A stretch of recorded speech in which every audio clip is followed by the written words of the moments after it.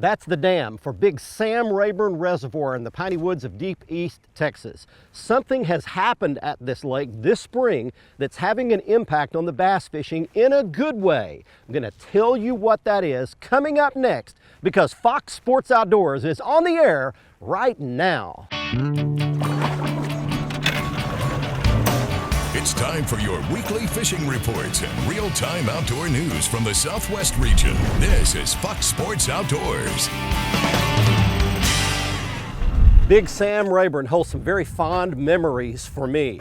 I fished a couple of Bassmaster tournaments back in the 90s here and actually did well in both of them, cashed a check in both of those two tournaments. But oddly enough, I have not been back here since we started Fox Sports Outdoors in the early 2000s. Now, one thing that's happened, earlier this spring, East Texas received a bunch of rain. Sam Rayburn is a flood control reservoir by the Corps of Engineers. They hold flood water. Because of that, the lake's been high all spring long. I'm going to talk about what impact that's had on the fishing, and it's had a very positive impact in the long run for the bass fishing here at this lake. While we're out there doing that today, we're taking you around your local region for your fishing reports from our expert team of insider reporters, fishing reports from your local lakes, rivers, and bays. So right now, this bad boy, my Nitro Z20, gets launched down the boat ramp into Sam Rayburn. Next time you see me, I'll be out there. Right now, we get you started with your weekend planner back at the FSN studios. According to the Salooner tables, the best fishing activity this weekend should take place in the early morning hours and again around dusk on both days. Expect the sun to rise at 6:40 and set at 8:09. In evenings, we'll feature a crescent moon that is 44% visible. We'll be right back with all of the current fishing reports from around the area. And I'll return on the Ask the Pro with Bassmaster Elite Angler Mike Iaconelli to answer a question about jig fishing. Back in a bit. Fox Sports Outdoors is brought to you by Tracker Boats. It's more than just a boat, it's a tracker. Costa Sunglasses, see what's out there. Mercury Marine, official outboard of Fox Sports Outdoors. And Lowrance Electronics, find, navigate, dominate.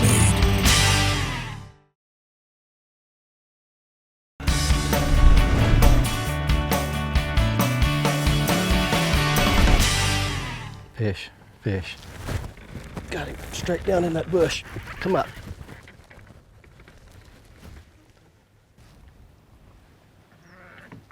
Oh, got him there. All right, there's a little fatty for you right there. All right, welcome back everybody. Fox Sports Outdoors on the road at Sam Rayburn Reservoir today. And I caught one flipping, and that's just a good fat, look at the little belly on that little rascal there. Good fat hard fighter, and I want to show you a couple of things. Let's get you oriented to what's going on at Sam Rayburn. I mentioned something had happened. All this rain that we've had all spring long has pushed the water level way, way up. Now, we're going to pan the camera and I want to show you this. All back in there, literally almost as far as you can see, is solid water. Normally, all those hardwood trees that you see right there are on dry ground. That's the shoreline. But now there's water for probably 200 yards back in there. These are button willows or buckbrush. I'm not enough of a plant guy to know the difference, but all these are normally in about 2 feet of water. Well, right now they're in about 7 feet, something like that. This lake's 4 or 5 feet high right now, and it makes a huge difference. So it's a real challenge because you've got literally hundreds of square miles of stuff that all looks fishy, but the fish are only in certain areas. And that is one of those button willows that's straight down under the surface, and I just let it go straight down in there with a big heavy Texas rig. I'll show that to you at the end of the show. I got to pre-fish a little yesterday and I actually caught a few fish. I'm going to show those to you on my little selfie camera here in just a little bit. Right now though, I'm going to fish along this edge, see what else is happening, and get you started with some fishing and lake reports.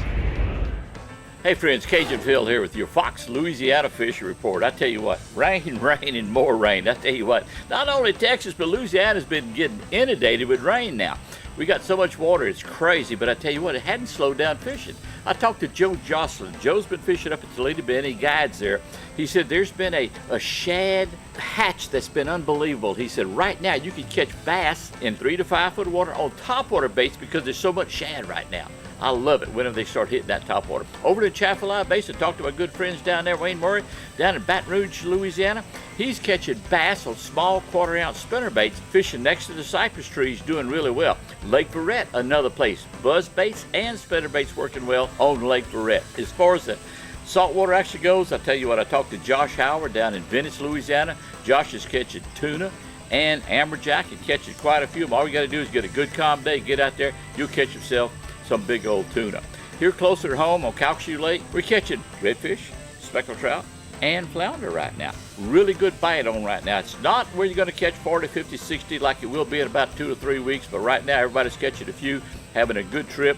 Come on down to Louisiana, it's happening right now. Till next time, this is Old Cajun Phil for Captain Kevin, who's out there fishing today, saying happy fishing, may God bless, and we're going to see you folks next week. Bye-bye. Hey, I'd like to show you one more way that you can catch these bass headed into late spring and into the hotter summer weather months.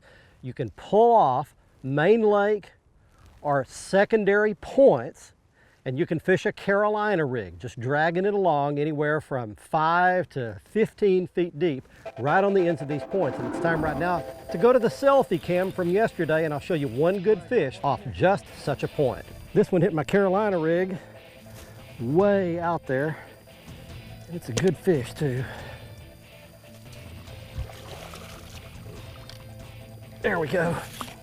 These fish have already spawned, and they've moved back out on the outside of some little points and grass beds.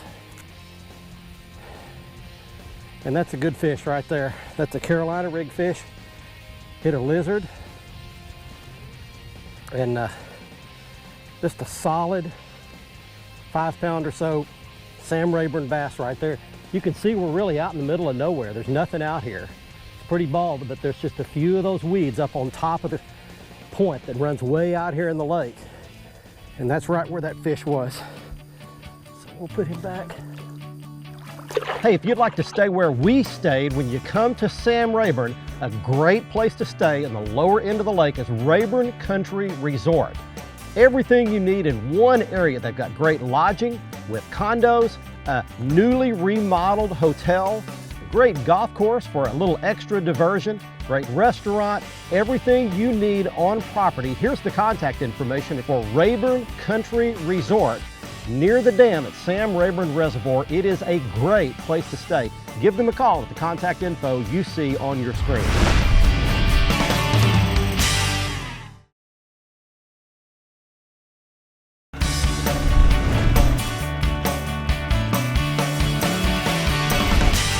There's one, straight under the boat.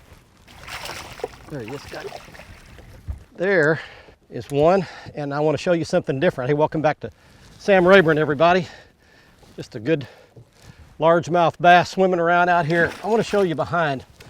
There's basically 2 different kinds of cover you can fish here. You can fish bushes. We talked about button willows and buckbrush, but then there's hardwood trees that are all flooded. Pine trees, sweet gums, cypress trees, but the deal is they really don't get on the pine trees for some reason, the soft trees. They like to get on these hardwoods, and these are sweet gums right here. And that fish was just right out in front of that little group of trees that you see right there. So you can go around the outside of these trees and concentrate on the hardwoods, the ones that aren't the pine trees, and either flip around the base of the cypresses. Those sweet gums right there are willow trees. That's the other one. I've caught several fish off willow trees as well. So those 3 kinds of trees will all hold fish, especially if you can find them out on the outside edge closer to deep water. Let's get you some more fishing and lake reports from where you live. Hey, fishing has really gotten good all across the state of Oklahoma. You need to get out and go at this time regardless of what you're fishing for. That's exactly what Robin Carpenter and her husband Ed Shears have been doing out on Lake Skytook, just outside of Tulsa. Now, they've been targeting hybrids and catching some really nice ones like this big one that Robin caught just under 9 pounds. What they're doing is floating live shad underneath balloons in 2 to 4 feet of water. Kind of using that wind to blow those balloons up along the areas that have some fish concentrations going on. They caught good numbers of all kinds of fish, including lots of smallmouth bass and this big old 4-pound largemouth bass. Now, as far as the crappie fishing, good reports coming in from all across the state. 4 foot deep seems to be the magic depth for crappie right now at this time. A lot of fish are coming in to spawn. Gary Rowe had a great recent outing to Lake Tenkiller, caught these two beauties there, said he had good numbers of fish and some really nice fish. Now Kevin DeLong and Leon Mears did the same thing at Call Lake. Electric chicken, Cajun cricket seem to be the best colors going on right now in Oklahoma for crappie. Now if you're fishing some of those lakes that have recently come up from the rains we've had, then try to target your depth along the old shorelines. That may be deeper than what you're seeing and what you're hearing report-wise from elsewhere, but think about how much that lake has come up, then concentrate fishing where that old shoreline depth is. You're going to catch those crappie at that depth. 4 foot, the magic depth, most places across the state for bass and crappie. You can catch them there, but you can't catch them if you don't go. As I mentioned earlier, flipping and pitching right up in the middle of these button willows or buckbrush like you see here is a prime way to catch them nearly all times of the year here at Sam Rayburn. And just to prove a point, we take you back to the selfie cam from yesterday, show you a couple of more nice fish that I caught flipping right up in the middle of bushes just like this one. Another chunk right there, man. They are all in these bushes. Man, I tell you, once you figure the pattern out, it is Katie bar the door right there, one right after the next. Good chunk right there, good fish.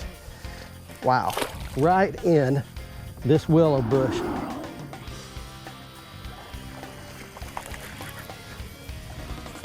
Yeah, how about that? That's flipping one out of the thick stuff right there. Wow. Look at all that. Those are button willows. And man, I'll tell you, the only way to catch one out of them is they've got a trunk. You got to flip it right down by that trunk and peel off line, let it go straight down, hop it a couple of times. But if you do that, one of those gets it. Wow. That's a better fish right there. That's what can happen when you flip a bunch of button willows. When you find a little spot that makes a little point, juts out, and the water's a little deeper on that outside edge, a lot of times that is where that will happen. That's a good, beautifully colored, dark gold looking Sam Rayburn bass for you right there. All right, back he goes. And we'll be back for more bass fishing at Sam Rayburn, deep East Texas, right after this. Fox Sports Outdoors is brought to you by Academy Sports and Outdoors. Right stuff, low price, every day. Lose, fueled by passion, driven by innovation. Feel the difference. Gene LaRue and Bobby Garland Lures. With our baits, a good day of fishing is in the bag. And Strand Fishing Lines, the standard of dependability.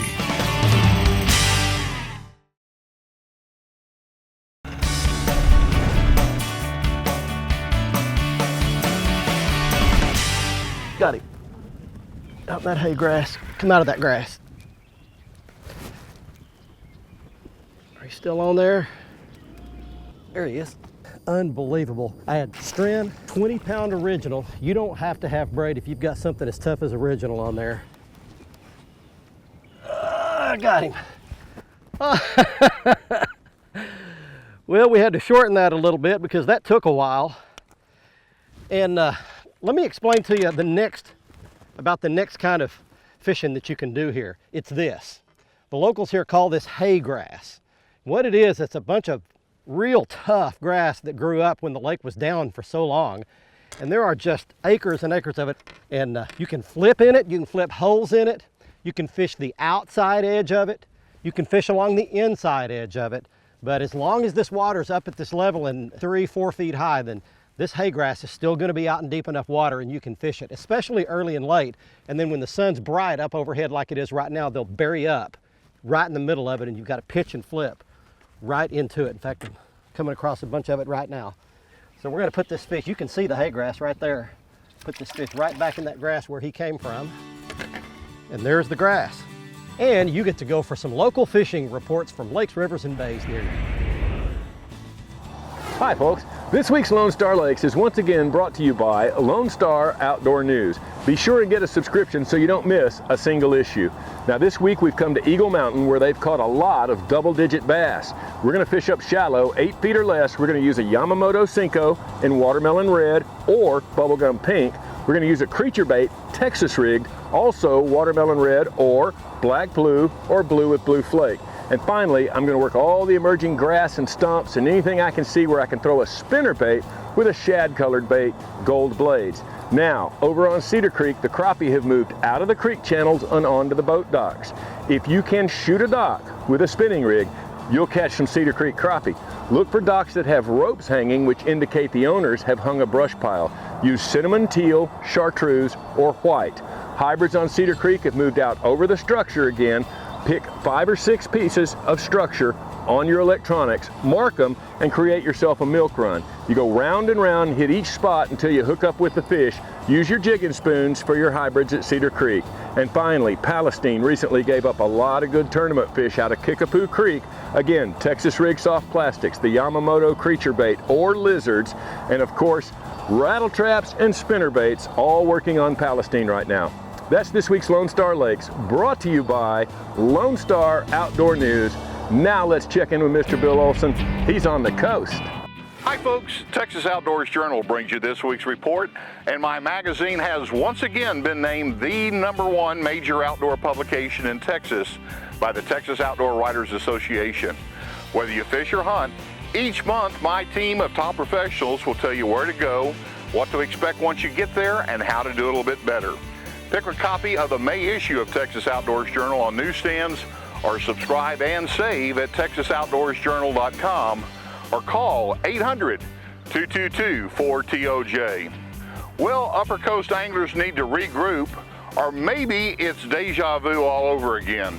We saw similar conditions last year this time. Heavy rains and runoff have again flushed estuaries from San Antonio Bay all the way north to Sabine Lake, and push trout to the lower portions of these bays or push them deep. Now, either fish out of the freshwater or fish under it. The lower end of Sabine Lake, East Galveston Bay, and West Galveston Bay will avoid much of the freshwater runoff. Closer to Pass Caballo and the backside of Matagorda Island to Cedar Bayou are other good options. Fishing underneath is really just dragging a soft plastic on the bottom. Unfair lures, suspending mullet, or rimpet slash are other good options to fish over deep structure. This weekend, Saturday has a single tide schedule with 1 high and 1 low tide. This Sunday is a 3 tide day with 2 low tides and just 1 high. I'm Bill Olson, and I'll see you on the coast.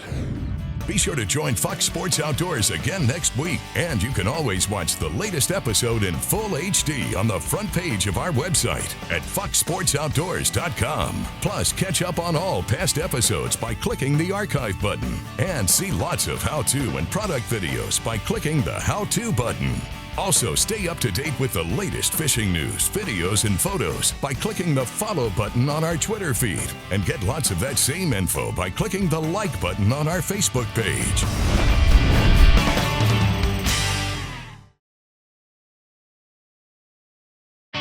Fox Sports Outdoors is brought to you by Exide AGM Marine Batteries. Starts like new, stays like new longer. Motor Guide Trolling Motors, because accuracy matters. Nitro Performance Fishing Boats. Champions aren't born, they're made. And Fox Sports Outdoors is driven by Fort Worth Nissan and Lone Star Toyota. Welcome back, everyone. It's time for the Ask the Pro question. This week, Jim asks, when do you cast a jig rather than flip it?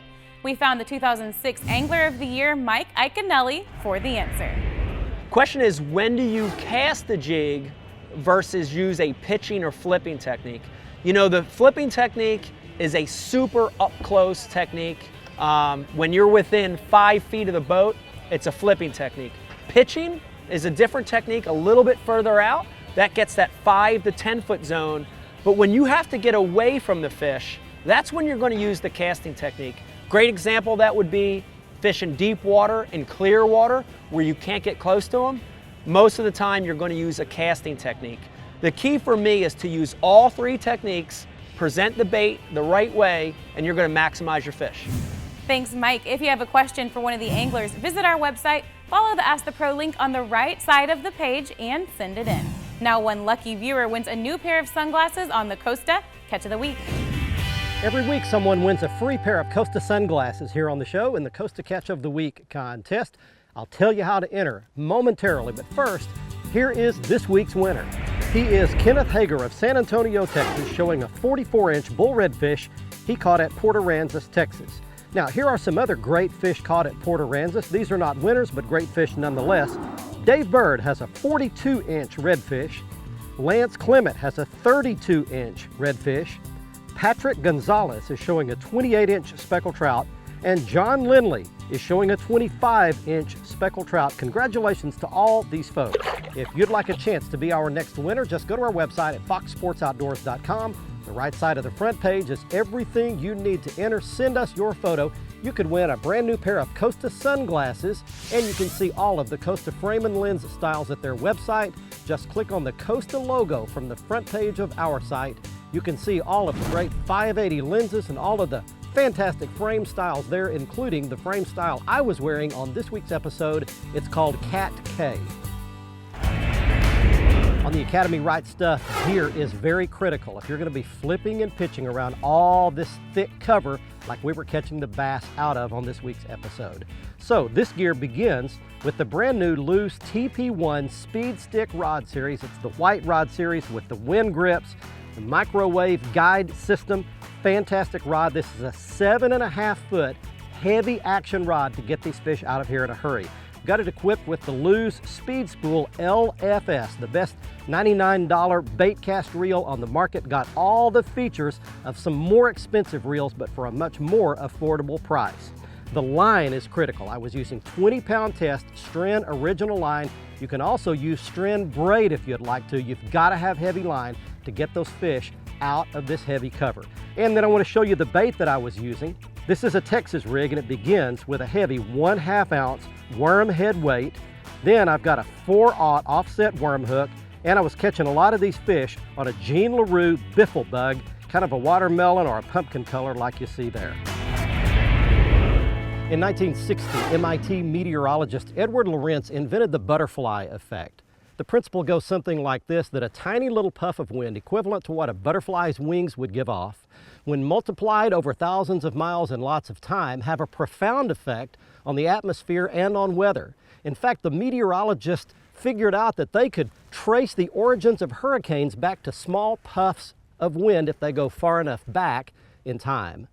Makes me think of the seemingly inconsequential decisions that you and I make every day of our lives. They may seem small right now, but when multiplied over time and distance, they can have a profound effect on our family, friends, people we don't even know. Those choices can literally change the course of destiny. Sam Rayburn Reservoir is truly a jewel in deep East Texas, loaded with largemouth bass. And I think you'd have a great time if you decided to make a trip here. And hopefully we taught you a few things about a few techniques that you can use to catch a few bass of your very own. I'll meet you right back here next week on the show. Until then, I'm Barry Stokes. Be safe, have fun. Bye-bye, y'all.